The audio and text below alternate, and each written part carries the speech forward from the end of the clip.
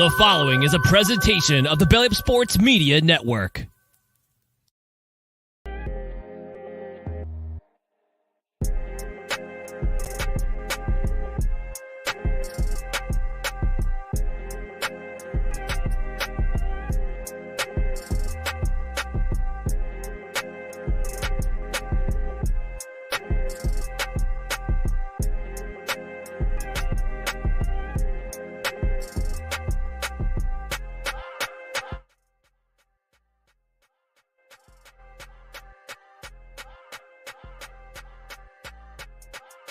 Oh, that second time this thing did me this way. You're supposed to auto unmute me. My bad.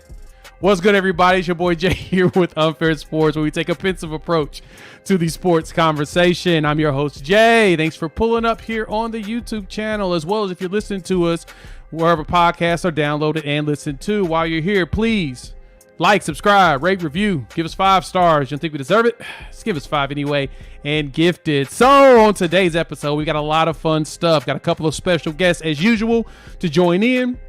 And we're going to talk hardcore about recruiting, the last 3 commits that we pulled up on, as well as discuss some potential silent commits and hopefully some players that may come down the line. And we're going to wrap this bad boy up and talk quarterbacks. So let me bring in these guests that we have in here. We got my boy Coop joining us, and we've got Jason from Hall of Fame Media. What's going on, everybody? I mean, I'll go first. What's up? What's up? Hopefully we got the volume going. Man, you got to think that eventually after post-COVID, we know how to unmute ourselves. And and I don't know if it's better now if you unmute yourself and say some crazy stuff, or you don't unmute yourself. And so it's like you don't win either way. I feel attacked right now. Well, Jason, you should. I sense that he's doing this on purpose to just, yeah. But yeah, that was on me. It's funny because the video intro automatically mutes you, but I mute myself before to make sure I don't cough or anything whenever I have it starting up, and it just didn't unmute me. So yes, second time it's happened to me, so y'all can laugh at me. I love when y'all give me crap about it. But hey, outside of that, man, we've got a lot of fun stuff to talk about, man. This past week was good stuff for the Sooners. 3 commits. We had your edge, and then a running back and a wide receiver. And so, we've got to jump in that. I want to get y'all's thoughts on those players making their commitments. And then we're going to talk about, of course, what it looks like coming down the line. And like I said, we're going to talk quarterbacks. And so it's going to be a fun show. So let's jump right into the main stuff, right? We got about 54 people here on the channel. Thank y'all for pulling up. We've only got like 16 likes, so go ahead and hit that like button. And if you're new, subscribe. So let's talk about the first player. The week started off strong. On Tuesday, I got bored. No, I wasn't actually bored, but I did want to make a commitment. I went out and saw Xavier Robinson commit on that Tuesday night. So, Coop, when you saw that X decided that he was going to go ahead and be a Sooner, man, what was your thoughts? X going to give it to you. Here's what I love. You still hear people talk. I mean, AD is AD, so we're not going to even go there. But like, you still talk about people when the first day that they saw P. Ryan on campus as a freshman, there's someone tells a story about how he walks out and he was like, "Oh man, whose dad is this?" And he starts talking to him and he's like, "Oh, my name's P. Ryan." And like, that is what we're going to see through Xavier Robinson. It's going to be great. I mean, I look forward to it. And sorry about the dogs. Obviously, summer break. It's better than not muting. And the front door is literally right in front of the studio's office. And so yeah, there you go. But it's always fun. I love the guy's feet. This is still a kid. And so he comes in and he gets on that Schmitty train and he gets Schmitty built. He's going to get refined. And he's going to be like, just running steel. And it's going to go well with who else is going to be coming on. 100%. I agree. Jason, when you saw that, man, coming down the line, we talked about it. We knew it was going to come down. What you think?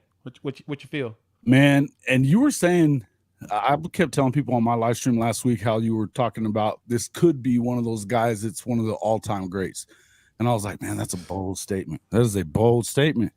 But the more I've watched his film, it really does look like, I think speed wise, it doesn't jump off of the screen at you, but it's because he's so big and he loves contact, right? It just seems like he enjoys kind of waiting on the guy so he can pop him with that stiff arm or, kind of run right through him.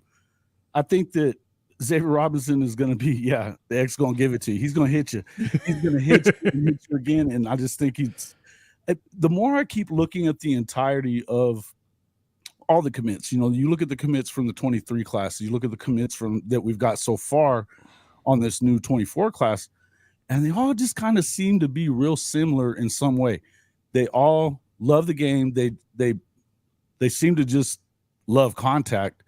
And I don't know. It's just you're starting to see a real pattern with some of these guys. When you start looking at Wyatt Gilmore, that dude seems to be out of the play. And next thing you know, he's making the tackle, because the pursuit never stops. So it's, again, none of these guys, they seem to shy away from any kind of contact whatsoever, which you got to love because, finesse is probably about how I would describe Oklahoma over the last 10 years or so, but not so much coming up, I don't think. No, and I agree with you there. We've been a pretty finesse squad over the last few years. I mean, we've had quarterbacks that basically go out, win Heisman, and just about quote unquote win games for us. And so, it's one of those where you're like, what are we going to look like if we don't have a quarterback that's a world beater? And we kind of saw that this past season. We learned very, very quickly. But the good thing about it, like you mentioned, watching X-Man, and I did say that. I said, I feel like he could potentially be a great long-term. And it's more so because of his size and his ability. And he's a lot faster than what most people think. When I saw him at the commitment, I was asking him, I was like, hey, man, how big are you now? Like, what are we looking at, man? I was like, nah, you've been working out. Because, my son goes to Carl Albert. And whenever I drop him off, I see X-Rob walk. I see them, the football team walking around. I'm just like, dude, you been in there getting some games. He's like, yeah, man, I'm trying to slim up. I'm like, okay, slim up. And then I saw an article came out and somebody posted it in my, in one of the comments on the video. They're like, yeah, he was saying that he's like maybe 215. He's trying to get down to 210, 215 playing weight. And I'm just like, wait, him? Bro. Like, so because all of us assume the P. Ryan / H-back type role, Dimitri Flowers is someone I heard. And I've heard a few people even mention Marcus Dupree. And that's kind of where the all-time great came in when a few people are watching him. They're like, the way he plays, you could see some Dupree out of him. And I'm like, that's a dang good point. I didn't even really think of when I didn't go that far back. More so, it was a lot of young folks don't really know who Dupree was and how much of a beast he was. But seeing him, I was like, okay, I can see that. And so when he told me that he's pushing at a 4.5 40, he's trying to trim it. Man, ain't no way he's gonna play no H-back. Ain't no way. But it's not fair to be. Once they beef him up, 4.5, bro. It's not fair. Yeah, man. Well, 3-star. I don't get that at all. Right. My thought is, we talk about business decisions all the time, and this dude comes running out, and you hear about this let's just call it a 4.5 flat, 220 coming around the corner, and you're a safety or like an undersized Big 12 linebacker. That ain't going to happen. We won't be in the Big 12, so let's go ahead and strike that from the record. So, but you will be. Making business decisions for corners. Like, come on. Like, are you gonna run up? You gonna run up and be like, "Yeah, I got this. Yeah. I've seen too many Derrick Henry clips on YouTube."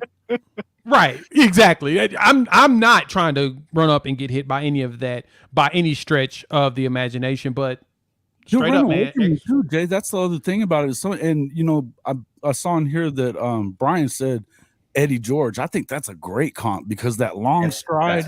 It awesome. Doesn't look like he's going that fast. And next thing you know, he's running away from you. Yeah, exactly. At 100. And he likes to run over people, which is great because I think my favorite, outside of him grabbing the dude and tossing him, my second favorite video of his is when he was running. It's the first highlight on his huddle film. And of course, I showed it in the videos. Go watch. You can go back to the videos I created on X, and you can see it. But he's running down the sideline, and then the corner is really trying to run up on him, and he's just like, no. He just mushes his face into the ground. I'm like, I just love the violence, man. Like, that's everyone he mentioned in here. So, yeah, y'all are right. Violence is what we're getting. We're going to jump into Wyatt next, but give me a second to do some greetings. David, what's good? Thank you for pulling up. Kim, what it do? Thank you so much. Mars, James, you always pulling up. We appreciate it. And yes, Hank, I always mute me, but we don't need a mute button for you at all. What's up, Matt? Thank you so much for pulling up. Seth, what it do, man? Thanks a bunch. Also, thank you for being a member. We appreciate the support to the channel. We're going to grow this bad boy. We're going to do some special stuff. But I did see somebody hit me with a question Seth did that I think we want to jump on before we jump into why it is. The term sheet resignation. I've been reading a bunch on this, and I think that that's probably a good spot to jump into real quick. What I'm seeing on it around is just, it seems like it's just a conflict of thoughts, I guess you could say. Now, it looks like that has put together a fantastic proposals around the new facilities that's going to be coming down. I think it's like a $200 to $250 million project that's coming, new facilities and everything, new athletic building. I know a lot of you have seen the video that's been floating around on this. And so it just looks like he says that he's resigning to spend more time with his family, which, right, if I'm correct, his kids are in high school now, and it's getting to that point where they're about to be out the house. Totally understand that, you know, because once they're gone, they're gone. You lose so many percentages of time with your kids once they hit about 12 to teenage years. Like, it's just, they've got other priorities. And so because of that, he may want to spend time with them. He's probably wanting to start a business. He did big stuff at Bama, big stuff at Clemson. And I could totally see him saying, do I really want to work for another AD, or would I prefer to do my own thing? That's my assessment on it. It kind of seems like he's probably going to want to try to start his own business and, you know, probably work with the Sooner staff, but not be underneath somebody. You know what I'm saying? That's kind of what my thoughts were. What we'll start with you, Jason. What was your thoughts when you saw that turnip seed decided to bounce on your boy? You know, I just being honest with you, his salary being so low is what kind of, I was like, 300,000, really? Yeah, you know, crazy. Assistants getting $1 million a lot of times, you know, and it just seemed. I'm not gonna act like I know a whole lot about this because I don't, but I know that Joe C likes to do things the way he likes to do it, and you cannot have too many cooks in the kitchen when it comes to building things and stuff like this. I mean, I've had businesses in construction and you know, home theater and things like that. You get a lot of people with a lot of ideas going, and the next thing you know, you got somebody pissed off. You know, because it's not exactly the way they were thinking it was. And it just, to me, that salary spoke that he didn't have a whole lot of power. BV may have been calling him his right-hand man when it came to that kind of stuff. But as far as the rest of them are concerned, it doesn't seem like that's the case. I mean, and maybe he's made a lot of money over his career, but I don't know how you can keep a guy interested when there's guys that are, you know, on that staff somewhere along the way that are making quite a bit more money than that, right? You know, right. I don't know. If you're the right-hand man, I would think that that's equivalent to a coordinator, and coordinators make $1 million, man. You know what I mean? It's just weird. He's making a third of that. And I mean, it's fair. I mean, he's chief of staff and all of that. Cool. Yeah. What jumped out to you on all of that? I mean, I think that this isn't nothing, but it isn't that big of a deal. Again, like, people are looking after last season to find out, like, why is this not going to work? Right. I've seen a lot of people with like I'm ready to be hurt again, you know, memes and stuff like that. But I will say this, and I agree 100%. Like, you're making $300,000. You know, there's you know, some people have made comments about, you know, he has a construction company and construction history. So what if there were certain things that weren't being, you know, I don't know, followed up with, or certain, you know, unspoken thoughts? You know, I thought this, well, we thought this. And again, so I don't know. I think everybody needs to find a new excuse. Then I got to go spend time with my family, because everybody keeps on using that, and most of the times that's not the case. It just isn't. Now sometimes it is, but when it's always, there you go. So I will say this is, Josie has a track record that is extremely, extremely long of doing the right thing, making the right moves, getting stuff in here. I believe what Brent Venables is doing is right. So that being said, I'm going to trust in the guys that I believe in, and we'll see what happens, because I feel like, and Jay, I brought this up, I feel like 6 and 7 has made a lot of stuff look the way it really isn't. No, and you're right. We talked about that. We're definitely going to dive deeper into that in a little bit, especially as we talk about more of the class. But last thing is on it to me is that, I mean, Jason, you make a good point. If he, with his background, and Kim actually posted this in here, he has a, executive management and construction, and he has a master's degree in that, and he's known for that. So maybe he's like, I'm a step back from being underneath, but I'll come in as a consultant, and y'all can still run this project on the back end, and nobody really needs to see my face in the offices. You know what I'm saying? I will hold their feet to the fire. I'll follow up on things for you all. I'll run the project, just not as your employment, and you pay me a hefty consultant fee. And to be honest, that's probably a really good way to go. That's probably a really good way to go. So kudos to him. Thank you. You've done so many things for the school in preparation to the transition to the SEC. All the facilities and stuff are done. I think we'll be fine long term with that. And so let's go back to these players. Let's look at, let me bring us this direction instead. Yeah, let's go to that banner. All right, let's take a gander at the next guy, Wyatt Gilmore, which that came on the 28th, which was Wednesday. We thought it was coming. So y'all probably seen all the writings all over the interwebs, if you're a member of any of the sites, that there was going to be a commitment potentially on Monday. I think Brandon Drum mentioned it, and a lot of people got excited, of course. And it didn't happen. I believe this was Wyatt. I believe that was him, because then Wednesday we get it. And we knew it wasn't Xavier, because he had mentioned it wasn't Xavier. So Wyatt Gilmore, big time edge out of Minnesota. I can't believe we actually got him to come out of Minnesota. I'm gonna be 100% honest, because he had a lot of Power 5 schools going after him. Oregon, I think he had an Oregon visit lined up that he canceled. He had a couple of SEC schools wanting to go after him as well. I think that he is a long-term big piece to the team. Coop, what was your thoughts when you saw Wyatt Gilmore pull up? Dan Cody. That's what he reminds me of. And again, between Chavis and Brent Venables, these guys out here, I mean, they're coming in. You can't have every single recruit be like a day one starter. You got to have some guys that could come in and have some tools. A guy like Grayson Holton, if you've seen his tweet, is 260 up to 290.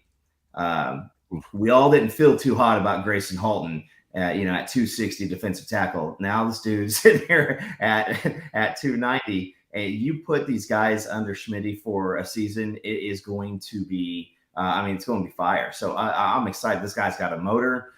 He's got some violence with his hands. And again, he's used to playing up in Minnesota and cold. And if you watch Minnesota, Wisconsin, Iowa, any of these football teams, they've got local line talent everywhere. And so he's going up against some of these guys. And so I like the Minnesota thing, just because, again, if we can keep recruiting streams coming from all over the place, that's never a bad thing.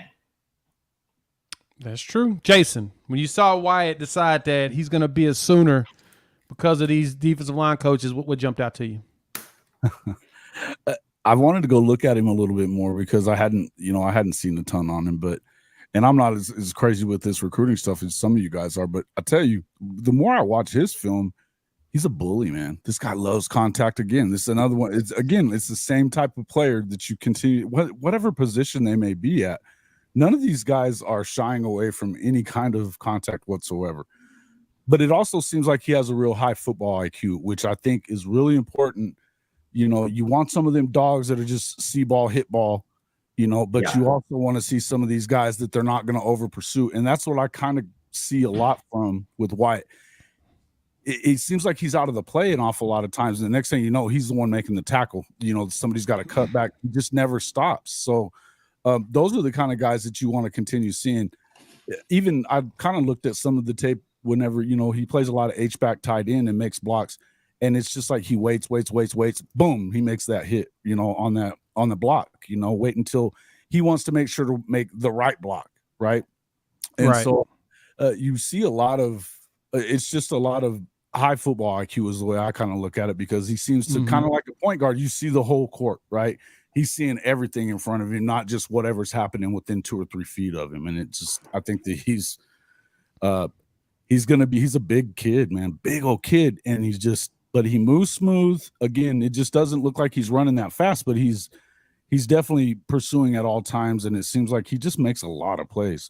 That edge rush that he seems to come up with too is killer, man. I mean, he's got some great hand movements and some moves that he can get around guys or go right through them. But I like the fact that instead of trying to go through him, because he's bigger than most of those guys, he was beating them with his hands and his footwork, and that was something that was impressive to me.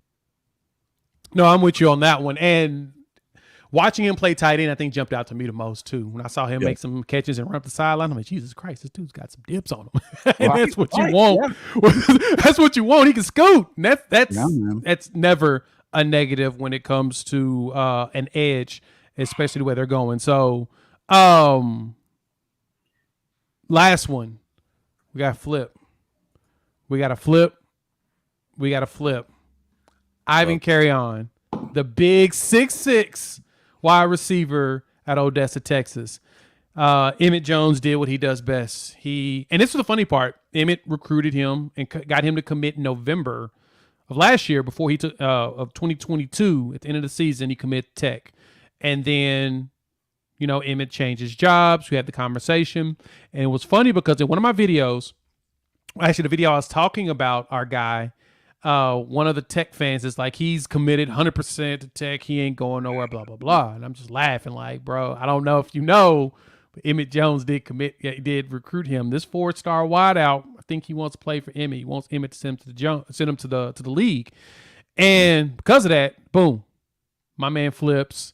I'm excited because he's fast enough. I don't think he's 4.4 speed. He's probably closer to 4.5. But at his size, he's a target that's going to be hard to defend. You've got to hope you have a big enough corner to play against him.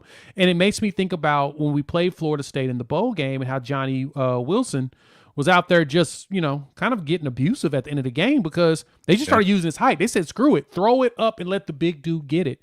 Mm-hmm. And I think now we've got a guy that's not a tight end that can do that. He can just outrun a lot of your linebackers while being just the biggest dude on the field. And so, Coop, you saw Ivan, man. How'd you feel about that commitment, man? If you have been watching football at all over the past 10, 15 years, how many times did we have a 5'8", 5'9", 5'11" defensive back going out there against dudes who were 6'4", 6'5", and they were reaching back up over, grabbing and just rolling, just mugging our guys. And again, like you said with the Johnny Wilson piece, so I do not care about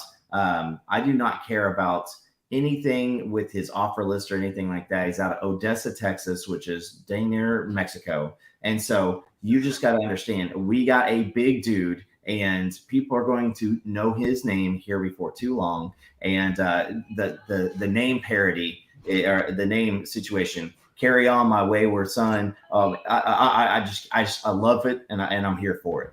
Yeah, right. And I love some of the questions like David asking here. I'll tell Jaden Gibson, and of course it's popped in from Jason.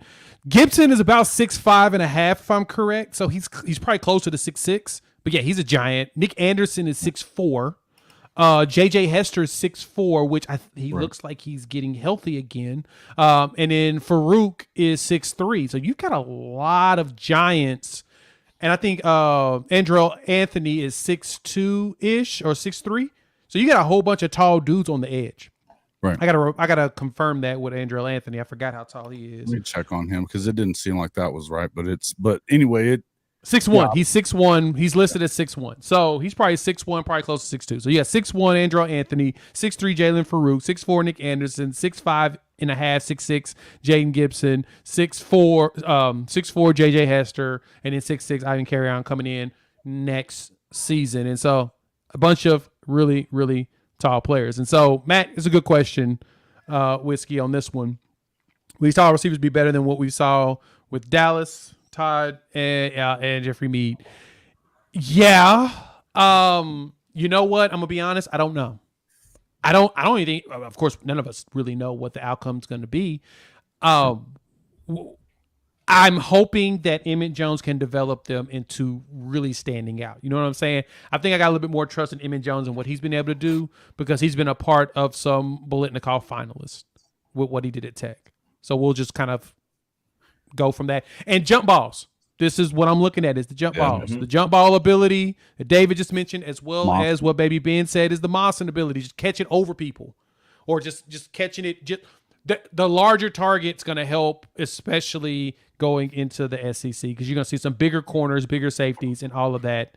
And just like Kim mentioned, he is definitely that dude. And so we've got a lot more talking when it comes to going to the SEC and what's going to happen. And Kim asked this question. I want to make sure I jump into this before we move into potentials. Are we going to get paid from ESPN? Yes, we're going to get paid a lot. And honestly, that's why you saw that movement at ESPN. Disney was cutting cost, and they have a lot of highly paid talent there. I went and did some digging on it to look it up, and that's why you saw all those names go. They were, a lot of people were highly compensated. Basically opens up an era for, new talent to come in, and they're prepping for all these TV deals because those TV deals are expensive. They're going to pay all those TV rights out. And then they got to bring in, they're going to probably try to bring in young talent to try to cut cost while also still hopefully providing a quality product. But I think we'll be fine, especially because ESPN does a good job when it comes to the SEC all the time. And, look who decided to show up. The number 4 man, Chris with a K from the Horns Down podcast. Chris, what's going on, man? Not much, man. Not much. Just trying to make it through these last we got about a little bit over 50 days, a little bit over 60 days, right, until football? 57 days, bro. I think it is. roughly. And so we've got a lot of we've been talking about the 3 commits. I'll give you the table now to kind of get your thoughts out before we jump into who's coming down the line. But you had Xavier Robinson come up first, and you had Wyatt Gilmore follow right behind him, and then we got the flip of Ivan Carry-On. What's your thoughts? My first thoughts about the wide receiver flipping from Tech is I think he's going to be a flex tight end. I think he's a guy that you bring in, and I'm not sure if he sees the field maybe in the first or even maybe the second year, probably latter part of the second year. Reason why I say that is not because of talent, but because in that flex tight end position, I don't think they're going to ask him to do the same things that they would be asking like a Braden Willis or guys like that to be doing as far as getting down and dirty and trying to block. But I think that he's a guy that needs to put on some weight. I don't necessarily think that you can he needs to get in the weight room and be solid at that. I know that we could sit here and draw comparisons between him and Jaden Gibson, but I still believe that they're 2 different players. But as far as the other commits or whatnot, I think the running back out of Carl Albert, he could possibly be the best out of the bunch that you possibly could get, with Durham and Tatum as well. All around back, just a guy that is just really solid. And then, like I said, I think that getting him in there and turning kind of that baby weight that he has, that country strength, getting there with Schmitty and actually, like kind of fine tuning that's going to pay dividends as well. But also, I think for me, I'm really interested in a kid out of Minnesota. The DN, that's a solid pickup. You go right into Big Ten country and you get a kid that obviously you've done your own evals on. And I'm actually kind of excited about him because I think that's the first of many to come. And I think that in this D-line class that we could potentially have, it's going to be interesting to see who really kind of pops out at first, because I wouldn't be surprised if it's not some of the bigger names that you hear that are actually, popping out and getting a lot of rave reviews, especially going into, winter workouts and then, spring ball as well. Okay. We like. Okay, let's move into the bigger conversation that I know everybody in the chat wants to talk about. I wanted to give us the first 30 minutes to show excitement about who we just won, but now we've got to talk about what everybody cares about, the trenches. We've got a lot of recruits in limbo right now, and the big question that's come down the line on here is been this: who commits next? Any rumors around Williams Nwaneri, as well as Matt asking who's going to commit next. So we're going to talk about who I think is going to commit next, as well as rumors around the line. But this is the one I want to point out.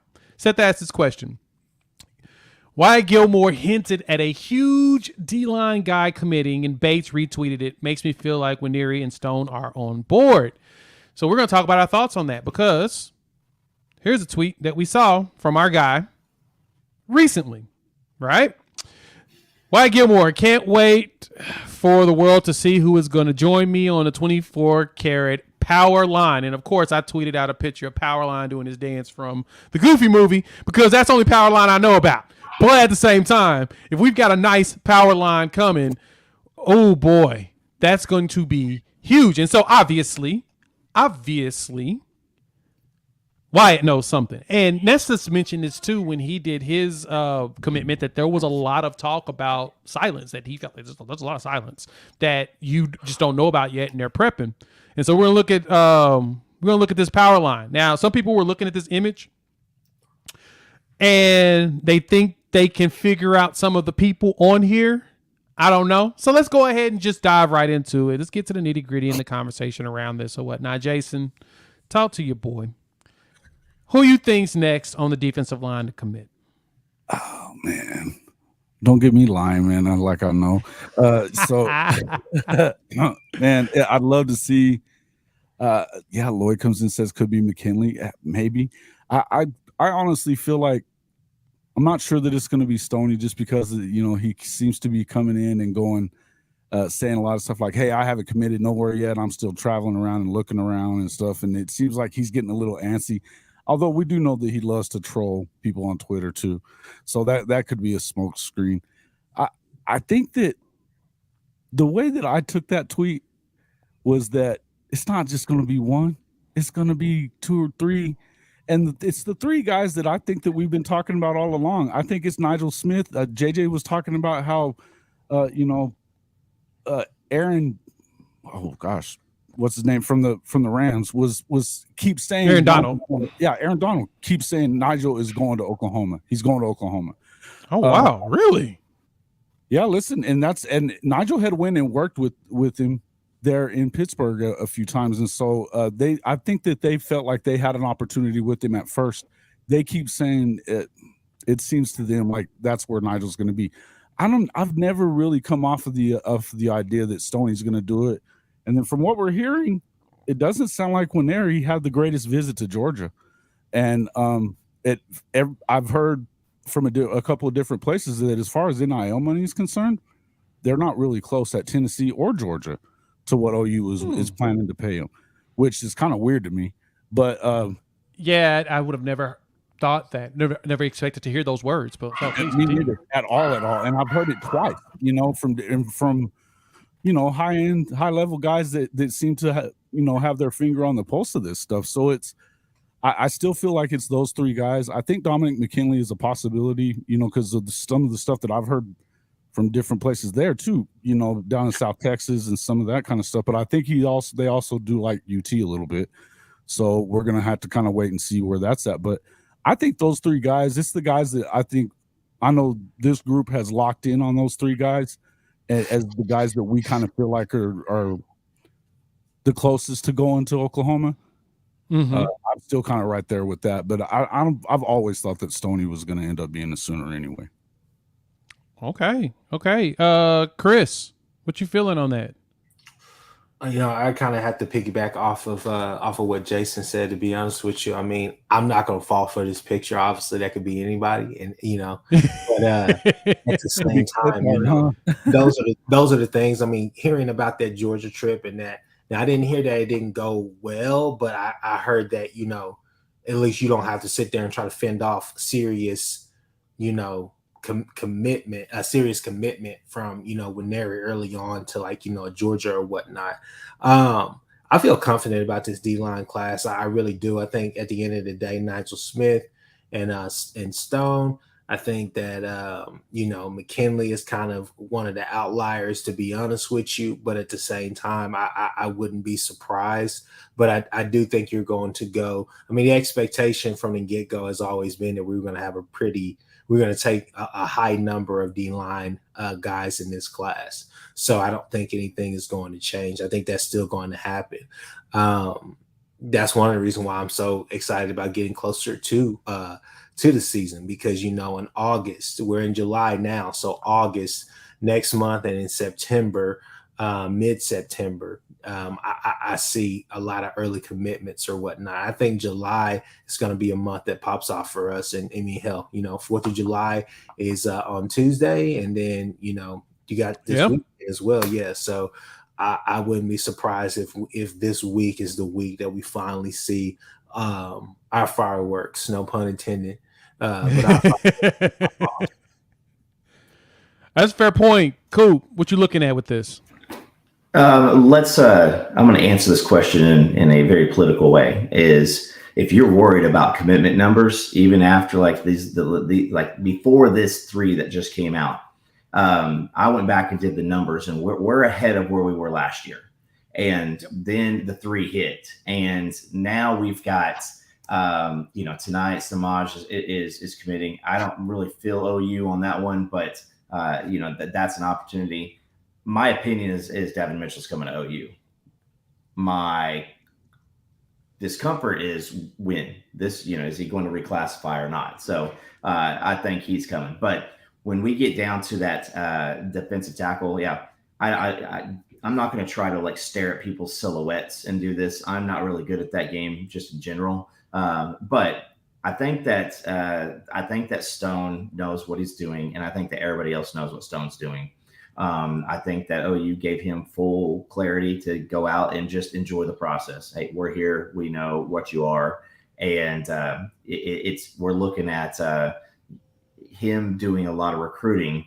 And they were talking about during the barbecue that instead of guys going back to the hotels or going back to their rooms and, talking to folks, they were all hanging out. There's too much smoke around these defensive linemen getting together and saying, hey guys, that what we could do, what we could do.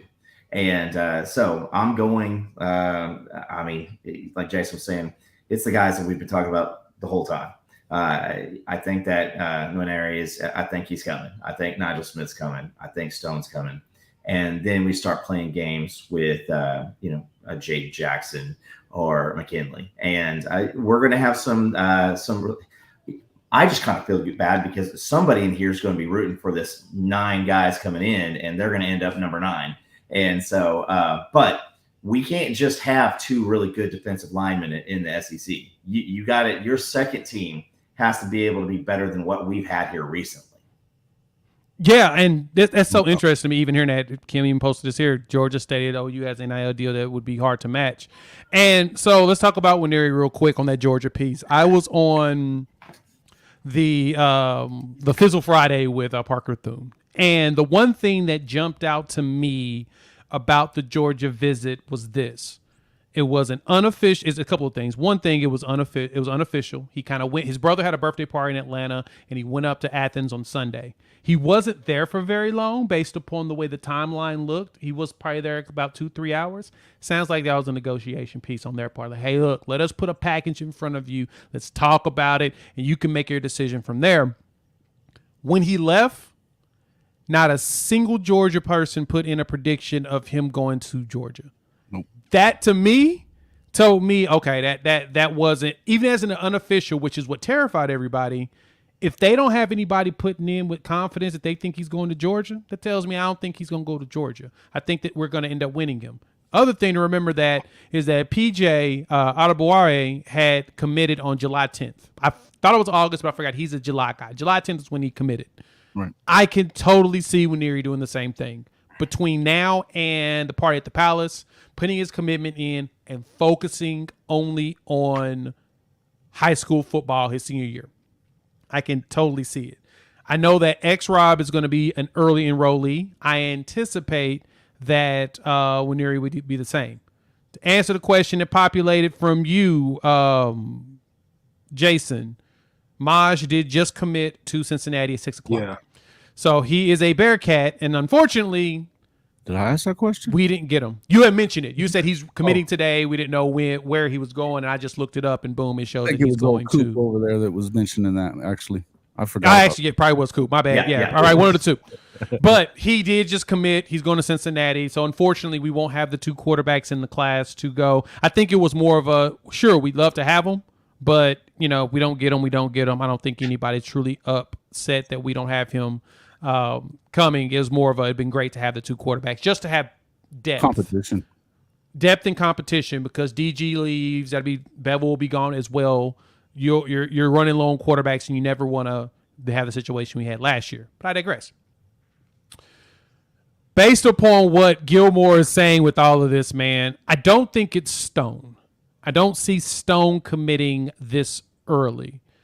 He can shock me, though, because I know that he's supposed to go back to Florida mid-July to start training because he mentioned about how he doesn't think he's going to make it to the party at the Palace because of that. So that's always a possibility. But I could see Nwaneri being the next person in line to commit on the defensive line. I think that he'd be the one, personality-wise, you could tell because he didn't do very many interviews. He's going to make his decision, get it done, and then you don't hear from him until he does a big ceremony in December to sign, just like PJ did. And with the relationships, I saw PJ tweeted out to him to go ahead and come. I saw Grayson Helton do the same thing. Well, Grayson Helton tweeted it, PJ retweeted it and quote tweeted it and said, come on, or something like that. And being from KC, of course, they have the relationship. If there's anybody next on the defensive line, I'm going to say Nwaneri, mainly because the tea leaves really look like it's pointing towards him. When I saw those tweets, I was like, oh, this is calculated. It's got to be. And so if the 4th of July, we get explosions, there you go. That's it as far as defensive line.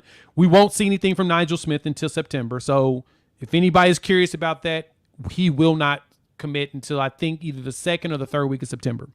That's when they have the new facilities. So I wouldn't expect that to happen until then. But yeah, that's about it on that one. I think one had a statement here around Michael Patterson, July 31st. I think it's the 31st. Is it 31st? 30th or 31st? One of the two. It's the 31st. 31st. I'm sensing that he'll be here as well at the end of the month. But if we go to the next one, the next date, official date that we have is one that y'all all have been talking about in the comments that some people may not have recognized. I'm gonna find it real quick because I forgot to star it. Boom, boom, boom, boom, boom, boom. Give me just a second. I'm gonna do it. Actually, I want to point this out too. This is a good one here. Eric posted this over there on Hall of Fame Media. I just got the lowdown on Daniel Collier. Top 2 are Oklahoma and Texas, with Tennessee and LSU following. Texas is offering him a Dodge Demon and some cash. Oklahoma visit coming soon. Really? Dodge Demon and some cash. That a boy. Love it, Eric. Is that Danny Okoye or Spitzer Rattler? But hey, I would love to add him too because we need as many of them going into the SEC as possible, just because I think it goes good for what we're trying to do. All right, here's the person y'all been mentioning. Dalton asked this question. Interested about Mitchell. Mitchell is a Sooner from Seth. When is he going to reclassify? I anticipate Devon Mitchell, the Miami hype started. There was a lot of Miami hype that hit the field the last week after he did a visit.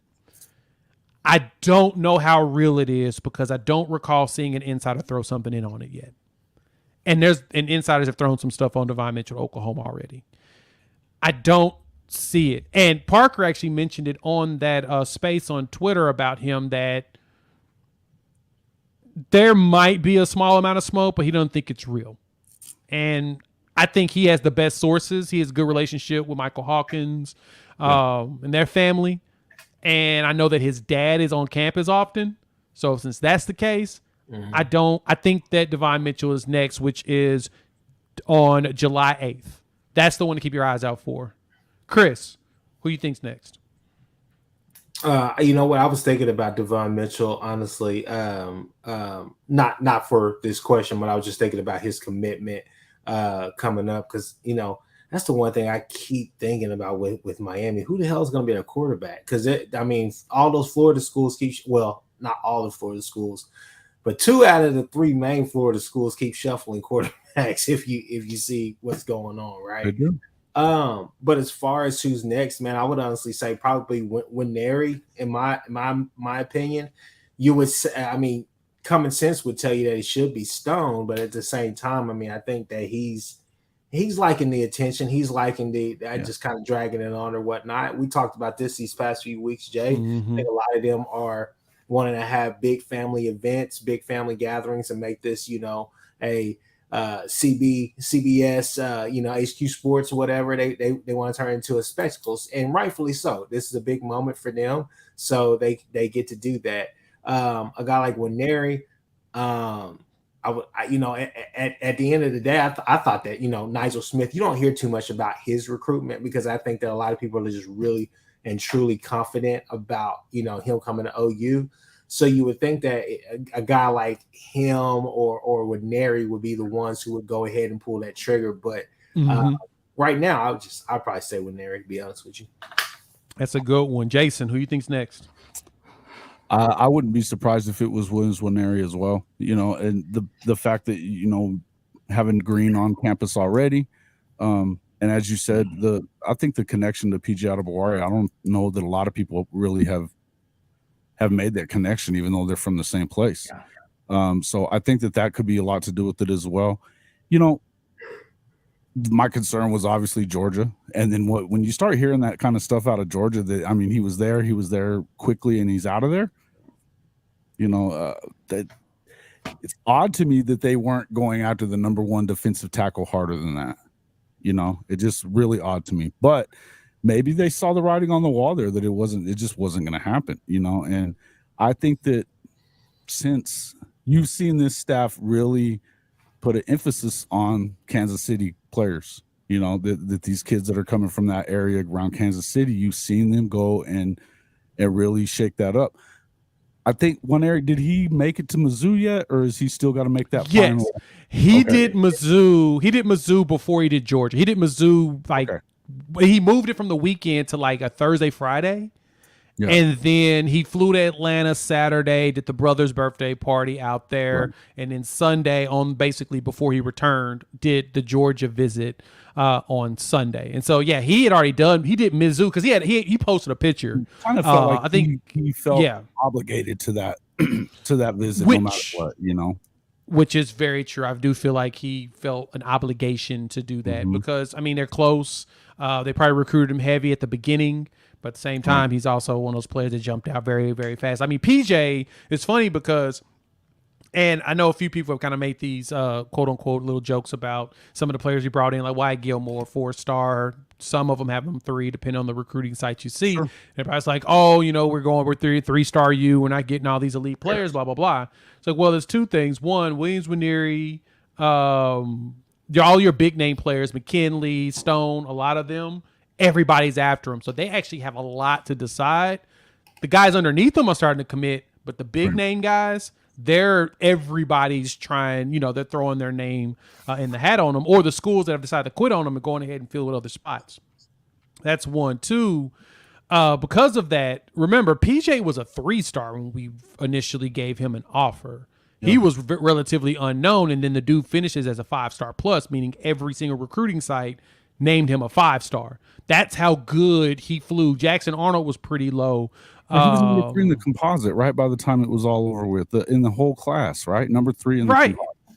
Exactly. Like, so these players, it's going to take time. Like, we're still at the beginning of 2024, and when all these recruiting, some players, they get on them early, especially when they start doing like visits and camps. Some players don't do a lot of them. Don't worry, you're going to start seeing those. Some of the people that we've recruited are going to move to the chart. I think Xavier Robinson is going to move up into the top 300 before the season's up. Oh, yeah. I can see especially if he does another 2,500 yards on the ground and carry his team to the title. But yes, Nwaneri has been posting a lot more Missouri stuff, especially after he went. And Lloyd, you're 100% correct. That Soul Mission was huge for Nwaneri, is basically what all the articles have said. So if that's the case, I'm keeping my mind on that part of the game. And so, Coop, who you think is going to be the next one to commit? Davin Mitchell I think he has July 8th. My birthday is July 7th, so I'll take it as like he just forgot. And so I'm fine with that. But I mean, I'm going to say too, Nwaneri that's the one I'm going with. If you look at the commit predictor on 3, dude's the number 3 player in the country, and on 3, it shows 80% OU and then 4% Missouri. That's it. I think again, writing's on the wall. He's that Lee Summit, that Kansas City, that area up there. They're a lot closer than a lot of people think. I think that the Missouri posting is a lot of these guys are going to throw smoke screens, right? Because I mean, he's not going to Missouri. Yeah, that ain't happening. And I'm pretty sure that he had a candid conversation with Mizzou staff and said, "Hey, listen, I want to give you guys your shot." I think that most of these guys that Brenton, Todd Bates, and Chavis are recruiting, we are not recruiting problems. We are recruiting character. We are done with the finesse. And Jason was saying it earlier. We're bringing violence back in. We are Yes. A lot of guys who want to hit a lot of guys. You saw it with Lewis Carter. I'm still Lewis Carter. If you have not bought in on the Lewis Carter bandwagon this past year, he is the front runner for I'm bringing violence to your front door. And a lot of these guys are. It's character. It is grit.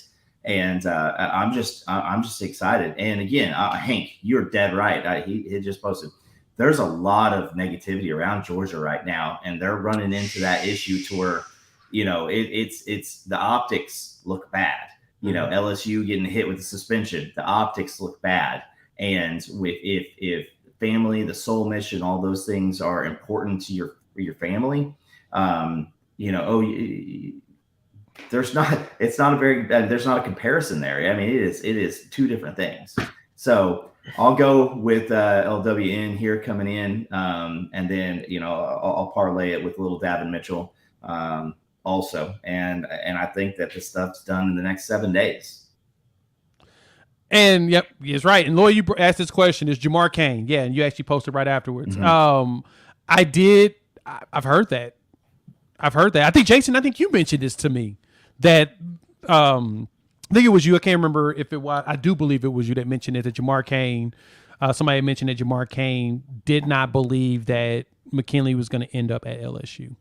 I've heard so many stories from so many places, Jay, that I don't even. I know that it sounds to me like his family is not good with LSU staff. That's what I'm hearing, and that's why there's so much frustration with Texas, with Oklahoma, is because. And that's the weird thing when you start talking Louisiana kids. It's a big deal for them to go to LSU, just like it's a big deal for Oklahoma kids that are able to go to OU. I don't think that I don't know whether he ends up here or he ends up in Austin. I don't see him ending up in Baton Rouge. I just don't see it, and that's wild to me. But that's where it sounds like I don't think it's going to happen. But you were talking about the soul mission, Coop, and I think that has so much more to do with this than everybody really thinks. And Hank, you hit it right on the head there too, talking about when parents start seeing this stuff, that there's allegations. Now, I will say, just like what Josh Pate was saying the other night, allegations that got dropped, a lot of that kind of stuff. I'm not going to sit here and bash on Georgia just to do it. Right. But the optics do not look good. They do not look good over there. And when you start hearing this over and over again, they definitely have a drag racing problem. And that turned into, and that to me, the fact that that kid got away with that, and you had 2 people from that team die, one of them being a GA and one being a player, that's insane to me. That he gets all he got out of that was a misdemeanor, deal. A person loses their life, and at least one person in those vehicles was drunk, and this is it. National championships be damned. That's crazy to me. That is crazy to me. And so yeah, it's wild. I think that, again, I do think that they have an optics problem. I'm not going to sit there and badmouth Kirby to the point that, because I don't know enough to say that isn't nothing's going on. But I don't know that there's not something. There is something going on, because shit, you can everybody that you talk to or you hear about it, that they've had at least 4 or 5 different times where the cops have been involved in these drag racing incidents, and then the last one, of course, being tragic. But I just think that it's something that they have to get figured out, and I would agree. I think Coop, you're right. You start looking at it, parents are going to be like, I like the soul mission a little more. We don't get money so much right now as we need to make sure that our kid stays healthy. Yeah, it's not just the Justin Broyles of the world that are on the soul mission. You got NFL players, and so they can, you that's what you're offering these kids is you're looking at Stone, Nigel Smith, McKinley, Nwaneri, and you're saying like, that you're here for 3 years, and then we're going to prepare you for life. But you also have guys like Curtis Lofton, who led the NFL in tackles 1 year. These guys are going to help you along the way. And then you got GMAC, who's not even on the team or soul mission or anything else, and he's always around the program. And McCoy's going to be helping people out. And this guy is, consistently getting invited back as one of like the Tampa Bay greats. So again, when you recruit your own problems, and when you have to go after, top end talent, at some point you got to say like, we got to walk away from this person or that person. But and not to make light of it, but just the drag racing. And when I think of Georgia, I think of Atlanta, and I don't think I've driven the speed limit in Atlanta. So I don't know where they're doing this racing at. I asked the same question too, man. To be honest, I figure out where it's happening. And Kenny make a good point here too. You also got that defensive lineman that struck one of the coaches at Alabama. Y'all heard about that? Nothing to see here. Yeah, that was so D lineman hit the portal. Buddy of mine hit me up on it and was like, "Hey man, you think we would go after him?" And then I think I hit up PG, and I think I hit up Chris as well. I couldn't remember, but I was like, "Man, he's a big boy, 310 pounds. Man, it'd be something." And then I heard the rumor. I was like, "Wait, he did what? He struck a cup? Oh no, that's not. No, we're not. No, sounds like Texas A&M to me. We're not taking him. That's not even a take. Trust me, as close as Bob and Brent are, I promise you, that's one of the main conversations that Brent and Bob had right from the get-go. Is like, you can bring somebody here. We did it with the Beckham, who's the tall wide receiver out of Missouri. He had a lot of issues in Missouri. Yeah, we know that. Yeah, DGB. Yeah, DGB. One of the craziest follows ever. But and then Bob left the sport early because of just the entire Mixon situation, and he's telling him like, you don't want to deal with this because it is 24/7, 12 months, and it'll never go away. Yep, exactly. Chris, thoughts? No, I mean the Georgia stuff is wild to hear. One of the things I would definitely say is that they're still going to get the benefit of the doubt, because winning cures a lot of stuff. And, especially when you are able to put people in the league, they're going to give you a little bit more of a leash, right? But he is going to have to get the reins back on this. And I think you saw that with some of these players, quietly leaving, exiting, Bear Alexander being the, kind of the face of it as well. It's one of those things that I mean, look, I'm thankful that we have made it to July and OU has not had any news, because for past couple of years, No, hey, it's been a lot of news. Knock wood. Yeah, knock wood, because I mean, you're sitting there thinking to yourself, look, I am, please, whoever was watching this, if you're a Texas fan or if you are an SEC homer, right? Do not take what I say out of context, please. I don't think that we beat LSU in that national championship game, but I could tell you this. Having Ramondre Stevenson and Perk there or whatnot, that would have helped, going into that next year. What would it have been like if we would have had, damn near, if we would have had Kennedy Brooks, we would have been all right. But having Ramondre, you saw the difference at running back that he made whenever he came back, then, we still, nobody knows exactly what Trajan Bridges would have actually been. But I know that when he was on the field, he seemed to be a bit electric. He was always high energy and doing the right thing. So, it's a lot of what ifs, right? But like I'm saying, though, it's just one of those things where you're just thankful that, you're not hearing OU players in a similar situation because, it wasn't too long ago that we were dealing with a lot of this stuff too. And it was really boneheaded stuff that was going on. Don't get me wrong. Drag racing is one thing, but, beating up people beating up people in a state where marijuana is, is legal in some instances still doesn't make that much sense to me. No, not at all. But, people are kind of, they wild, guys. They wild. All right. Man, this is fun. This was good stuff. We actually went a whole hour already. If y'all want to stick around, I got one more fun topic to talk about. Let's go ahead and jump right into it then. So this was interesting to me. 24/7 pulled up top 10 quarterbacks QBR wise from Pro Football Focus's numbers, right? Actually, no, this is just QBR. And QBR wise, you had Jalen Daniels as the number one player coming back with a pretty good, number here. At like 90 something. You've got Bo Nix, you got Caleb, you got Jordan Travis, Cameron Rising, Drake May, Michael Penix Jr., Frank Harris, JJ McCarthy, as well as KJ Jefferson. Out of this 10, who y'all think is going to be the best? Coop, I'm going to start with you. Who's going to have the best season next year? I'm going to answer this question, but I want to congratulate Bo Nix for being on a list of great quarterbacks because I don't know how he continues to do this. I'm blown away. Like golly. I don't know. I mean, listen, guys, Caleb Williams, you're going to see tanking in the NFL for Caleb Williams. That's going to happen. Drake May, I like what he did last year. He slowed it a little bit towards the end of the year last year. I want to see what he's I want to see if he can follow it up because there was the Hal kid here previous. He went into his last year with a ton of hype also, and it didn't pan out. Like again, he ended up as like 4th or 5th round draft pick, and Sam Howell. And so I want to see, I want to see somebody else in KJ, JJ.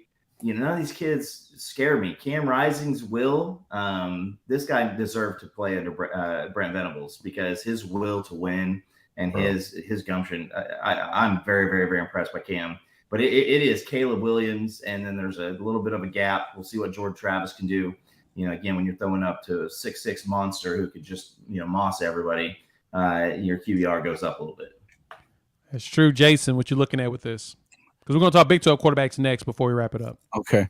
First thing, well played on the Bo Nix thing. Love that. That was hilarious. But dude, I look at this list and the one guy that jumps out at me is Cam Rising. I love Cam Rising, man. This dude is an alpha male. He loves it. I keep thinking about that Pac-12 championship game whenever he got mocked. I mean, the helmet flies off, everything. He got hit so hard.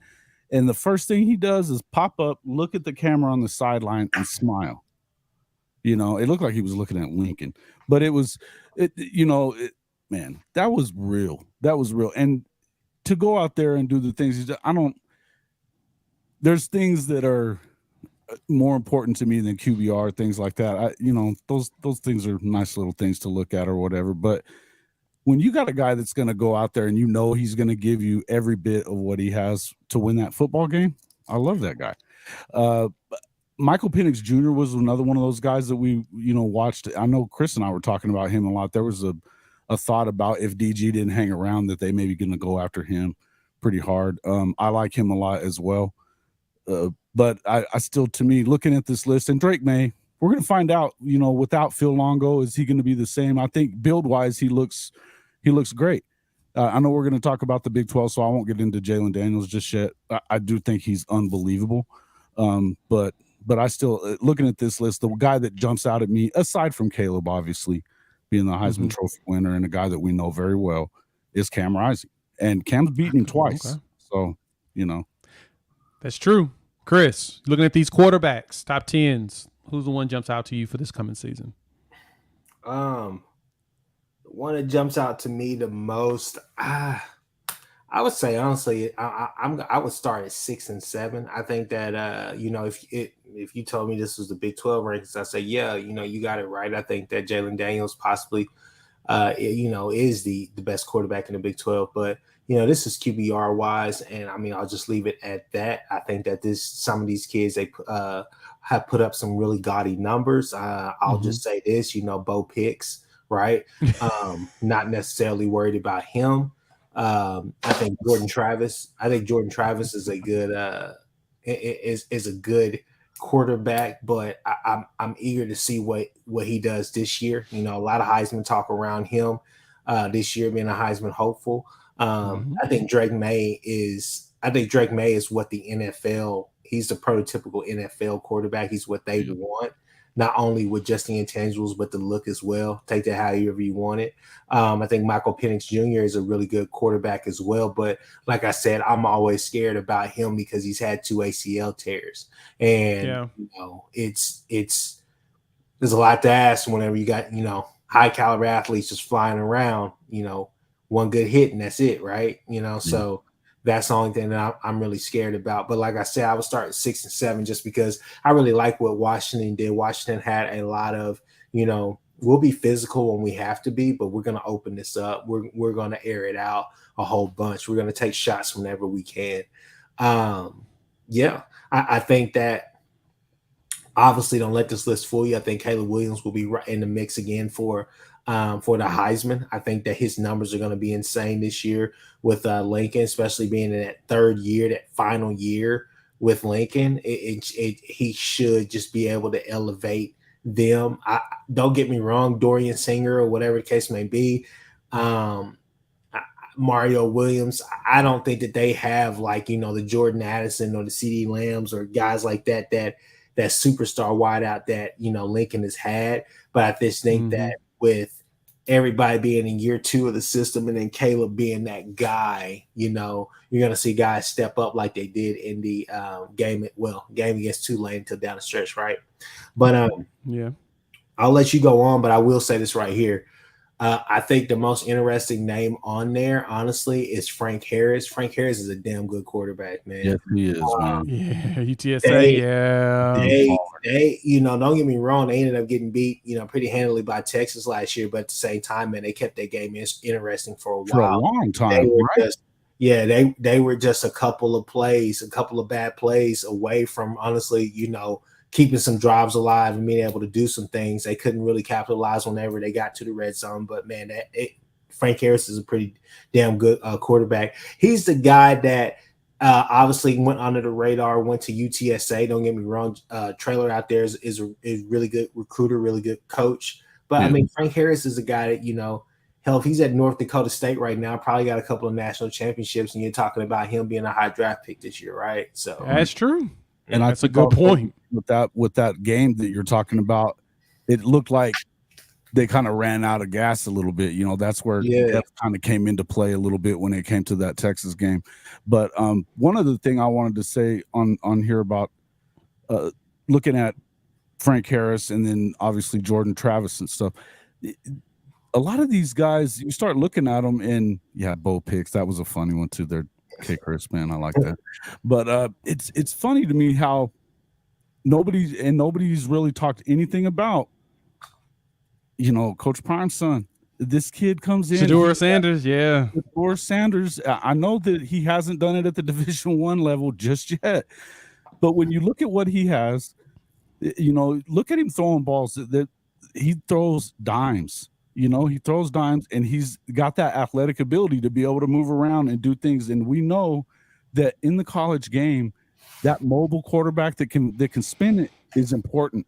And I think that you're going to see some things out of him this year that he'll definitely be on this list next year. I don't know about the QBR part of it, but I really think this guy is going to shock some people because nobody's really talking about him yet.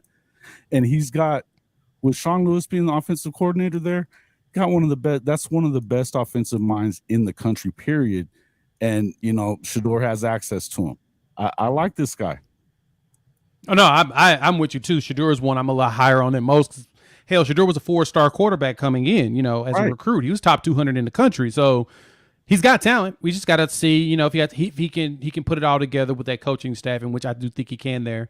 But when I looked at this list, the name that jumped out to me the most was honestly Jalon Daniels being up there. He can stay healthy, man. He's going to be a threat. And that was one of the teams I was nervous about us going up to play this coming season, just because I've seen Jalon Daniels go out there and carry a team by himself. But surprisingly, there's about 5 quarterbacks on here that, actually are pretty darn good. Like, I like KJ Jefferson. I think Chris, I don't know if he was actually on the SEC Connect with us when we talked about KJ, but if KJ stays healthy, Arkansas' schedule is built for them to win 10 games this year. This could save Sam Pittman right here if they go out there. They've got a very favorable schedule based upon traveling. J.J. McCarthy, they're going to, of course, Michigan's going to do their thing.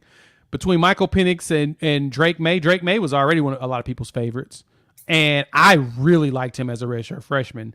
He's going to be really good this coming season. Cam Rising's out there with a chip on his shoulder, which we all appreciate. Florida State is doing things right. But Jalon Daniels, and of course, Caleb's going to be Caleb. He's going to be in the Heisman run as usual unless he gets hurt. But Jalon Daniels is the one that jumped out to me. I'm just like, oh, that's actually impressive that his QBR was that high. But when you go into the Big 12 quarterbacks, these are your highest graded returning quarterbacks in the Big 12. You have Dillon Gabriel at 87. What's that? John Rise Plumlee over at UCF at 80. And Chance Nolan at 79. He played at Oregon State last year. He's now going to be at TCU. Jalon Daniels is 4th at 78 grade. And then 5th is Blake Shapen coming in for Baylor. And where's Chance Nolan going? Did he go to Houston? No, he's at TCU. He's a Horned Frog. He left Oregon State, and he's a Horned Frog. Now, TCU's got So this is what's fascinating about this here, right? Is that this is Pro Football Focus's, this is their metric, and it basically goes into type of passes you make, there's like so many metrics they have when it comes to putting together their grades for each game. And Dillon Gabriel is one of the highest graded people on their list. And usually your high graded guys are the ones that they say potentially going pro. And I think he was actually top 10 in the country for PFF. I'm going to pull it up and remind myself. But he had actually a really good year. Looking at the Big 12, who did y'all not see on here? We don't see a certain Texas quarterback, Quinn Ewers. Where is he at? Sure don't. They'll tell you he was young and he was a freshman. Willie Farfee. Huh?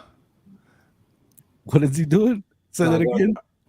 I just said they'll tell you that he was a freshman last year and that he was injured and this and that and this. The same excuses they didn't make for what was his name, Casey Thompson, when he was there until he was out of there. A little bit of the same. Now, hey, if we can, let's break down these quarterbacks right here. So, Dillon Gabriel, obviously we talked enough. I think some of us, Jay, are really drinking a lot of the Kool-Aid. Some of us are kind of like, hey, look, let me get a little cup, you know what I'm saying, to go. I'll be back for more if it's good. You know what I'm saying?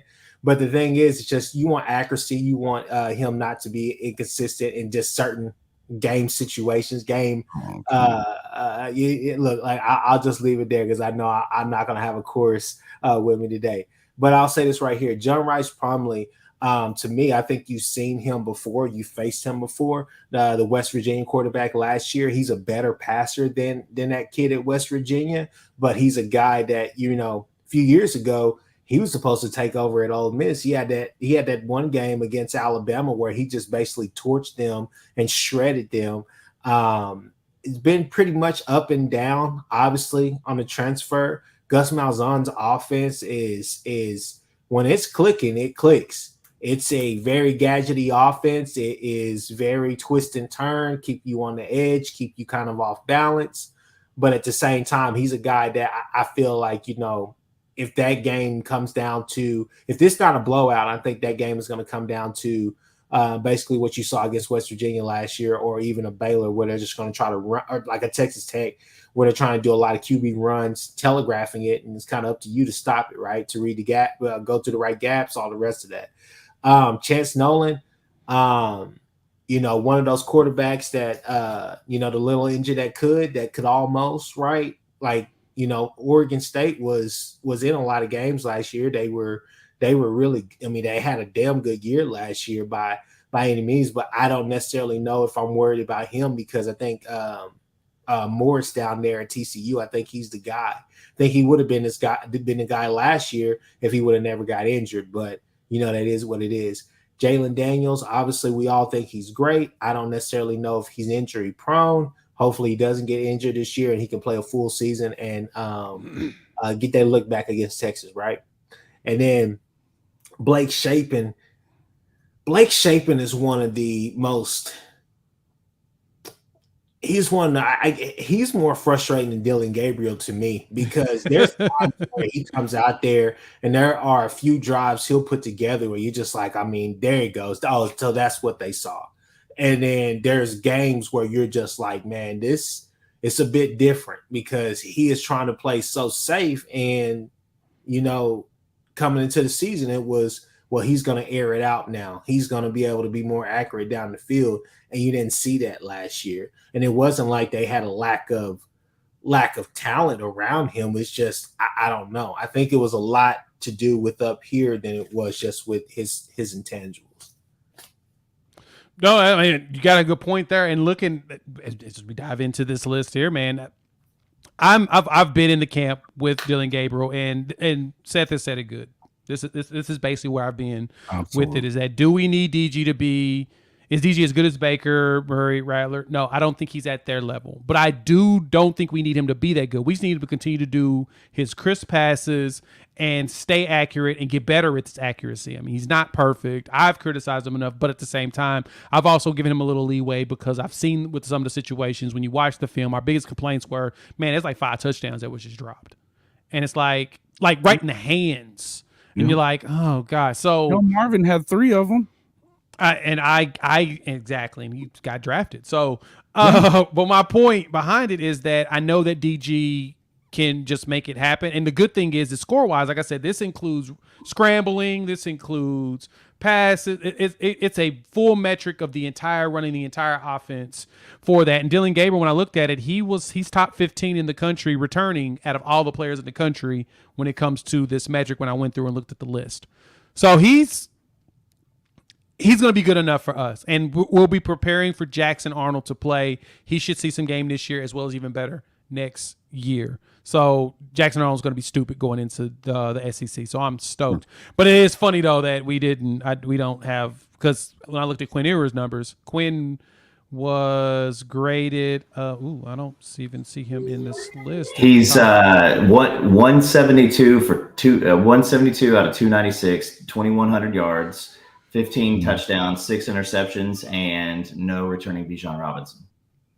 Yep, he's ranked at 151st on the list. He was a 72. He was a score of a 72.4 on it, a 70 in pass, and 59 on the run. And so, yeah, grade-wise, he just wasn't that guy. Got to throw a shot at Texas, guys. We love our Texas people that pull up, but we're going to pop up at one of y'all for that. But, all right, good stuff. Anybody, what you got, Jason, on these quarterbacks? And then Coop will wrap it up with you. About that, yeah. And I've said this a lot on my show and stuff, but we don't do a lot of that. I don't like this DG catching strays all the time. I think once he got hurt and you realized what you had behind him, then his accuracy went down a little bit because they kept him in the pocket so much. And no, he's not Baker, but with the same kind of build. And if you listen to what Baker said about him this past week when he was there, he was saying that he really liked him. I think that in order for DG to be effective, you've got to move him out of the pocket, or move the pocket, I should say. Do something to let him be running around on his feet making plays, because if you get him to where he's just standing there in the pocket and all the trees are coming in around him, yeah, it's not going to be good for him. He's not the biggest guy in the world. So I think that it's easy to take shots at the guy, but again, 124 out of 131 on defense, it didn't matter. The fact that they were in close games at all is crazy to me. That you know what I mean? They were number 50, top 15 in the country. They were in all these close games. And when you've got that kind of defense, they shouldn't have been in those games, you know? So right. I think it's easy to take shots at him because we know he's not Caleb Williams. And we watched what Caleb Williams did, you know, out at SC, and we had seen what he had done at Oklahoma right before that. So it's a tough situation for him, but I think that you better be hoping that he stays upright this year, because you don't want to insert somebody earlier than you have to. And, you know, I think that it's good to know that you've got Jackson Arnold waiting in the wings. Yeah, it's good to know that you got him and you won't have all the excuses that you had around the Texas game. Look, like I said, man, I think Gabriel could. Don't get me wrong. There were three things that happened last year for Gabriel: injuries, drops, and sometimes just poor game management, to be honest with you. And that's not necessarily on him. That's on the coaches, you know. Yes, it is. We come out there and it's just 3 and out. And then obviously, yeah, when you're already on your heels as a defense and you're not playing your best ball, and, you know, one game here, 2 game, you put together a 2-game stretch, and then you go out there and start making the same mistakes where, you know, you're not sustaining drives, you're not getting 2 or 3 first downs. You're going out there and 3 and out, and you're putting the defense right back on the field. That's why you get into a game like you did with Kansas this past year, where it's kind of a high scoring game, simply because defense is out there, you know, and you know, because that game right there kind of started off like, okay, well, I guess this is going to be it. Got some stops, and then, you know, we started kind of doing some things to ourselves as far as turnovers and just, you know, things like that. I think where it's crucial for me is just that, you know, a game where your defense is showing what you said, Jason, like a K-State, I think that's the prime example. A game like that where you had to be perfect. You know, yeah. You can't beat yourself. Yeah. And what I'm saying is that defense obviously could not stop the motion that they kept running with their tight end and with their fullback, and for those little 5-yard out routes. I mean, they would just run across your face and just getting 5-yard out routes, turn those into 15, 20-yard plays. You know, the tight end sitting in the middle, we couldn't cover the middle on the zone. Hell, we was playing zone at some points, and guys sitting right there and still couldn't do anything, right? He got a 3rd and 27 freaking run. But at the same, that's crazy too. But at the same time, you know, you got to be. I get that you know, Drake Stoops isn't the tallest wide receiver or whatnot, but on those out routes where he's clearly open and he's beating this guy, on those routes with guys like Marvin Mims, you know, there was a pass in the corner. Guy, he's running pretty much open, and he has to step. DB is over him, but if you throw that right there on the money, it's probably a touchdown. It's plays like that right there where you got to go and win. It's not necessarily because, like I said, we could talk about numbers. We're going to talk about numbers. Go talk about Landry Jones being arguably the greatest quarterback to ever come through OU. But at the same time, when you're talking about the game being on the line and not being able to capitalize and make those plays that, for me, I expect Dillon Gabriel to do. I think Dillon Gabriel is arguably top 3 quarterback in the Big 12 right now, today. And I don't think he's number 3.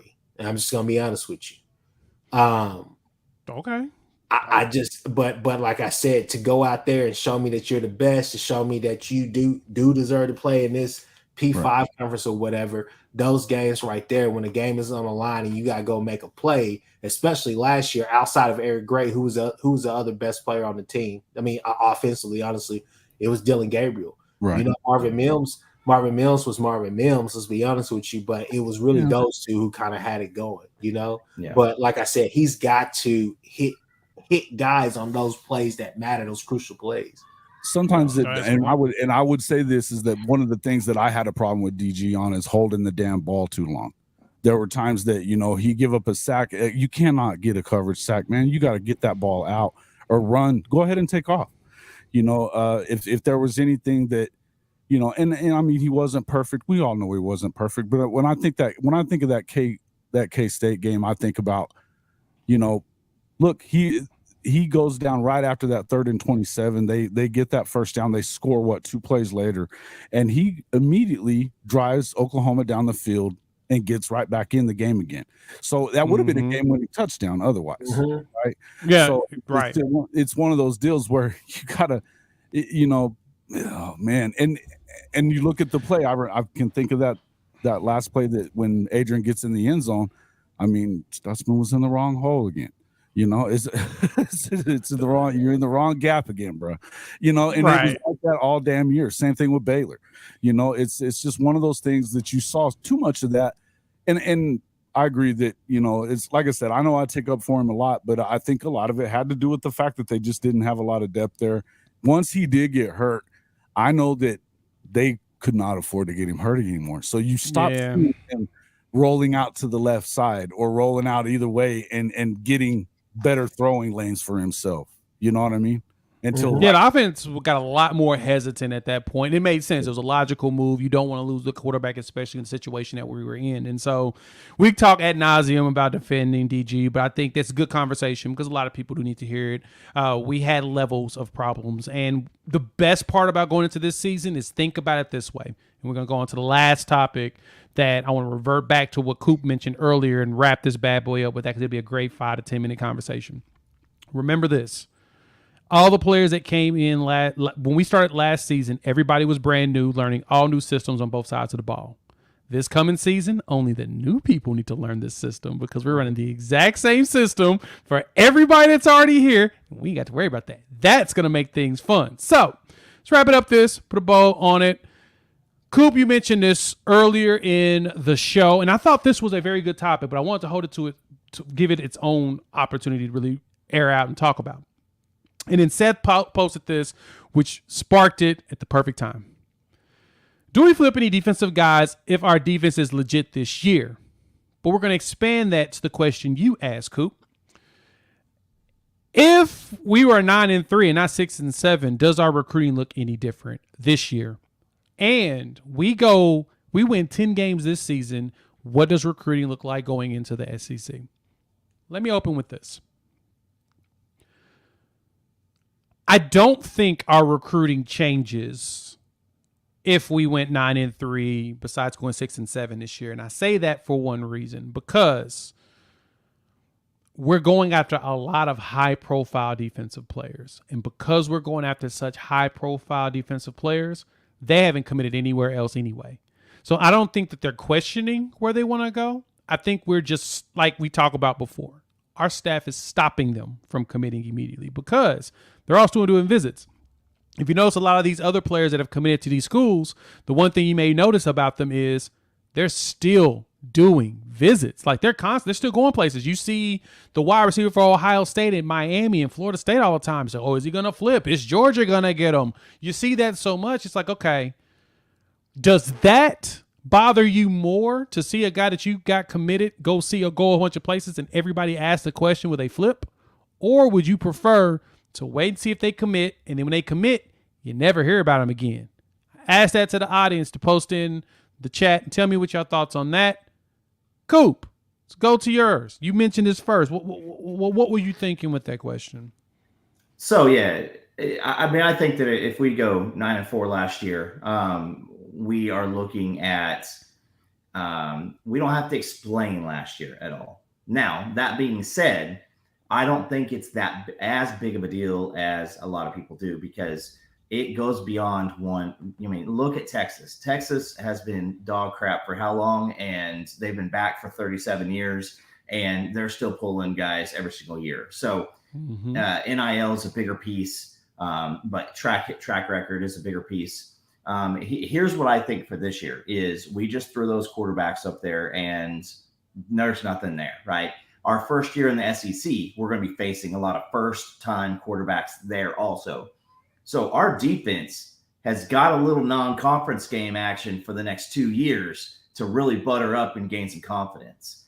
And I can promise you this is I think that everybody in the system for the second year, you've got your leadership like Billy Bowman and Danny Stutzman, Jordan Kelly, Isaiah Coe. You got all these guys who are in a second year. You're influxing in Desan McCullough, PJ. There's some Gentry Williams. I'm hearing looks like a freaking stud right now too. So our defense is going to set us up for something pretty spectacular. And again, Alabama coming to Norman. I don't know what Alabama is going to look like a quarterback this year, and I don't think they do either. So there's going to be a lot of questions, a lot of new. So I think I think that if I had to guess, and again, full disclosure, I sat in here and said I see us going, winning 10 wins last year.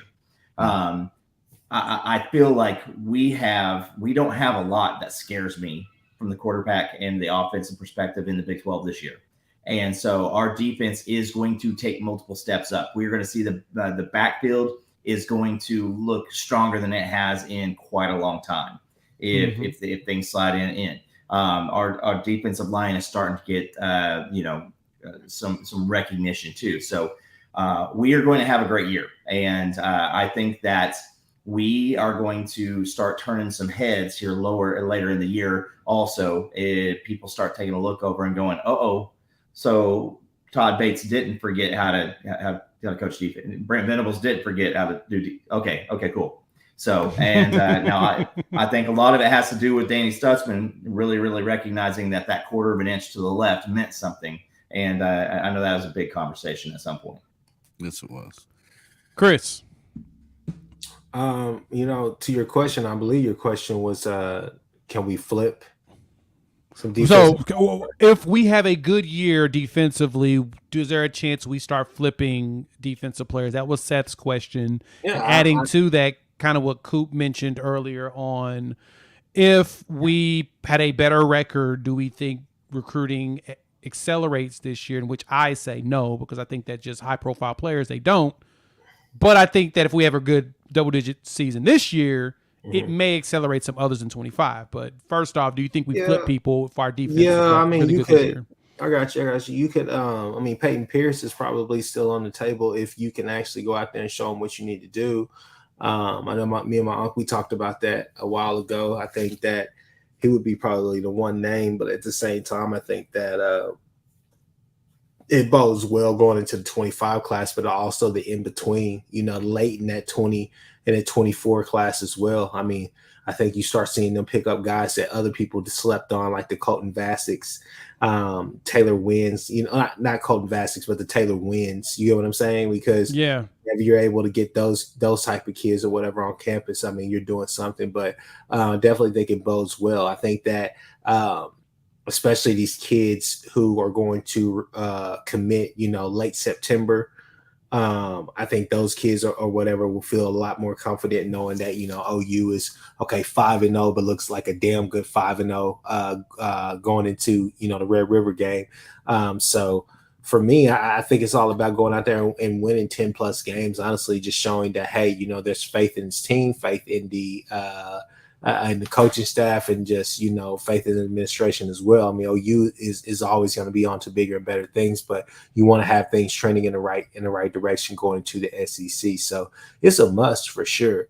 It's a must for everybody, not only the fans, not only the coaches, but also, not even the recruits, but also the players that you got inside as well, just to know that, hey, look, we're one step away from, really turning this into something. But I definitely think, Peyton Pierce would be a guy that I think that you could possibly go back and talk to.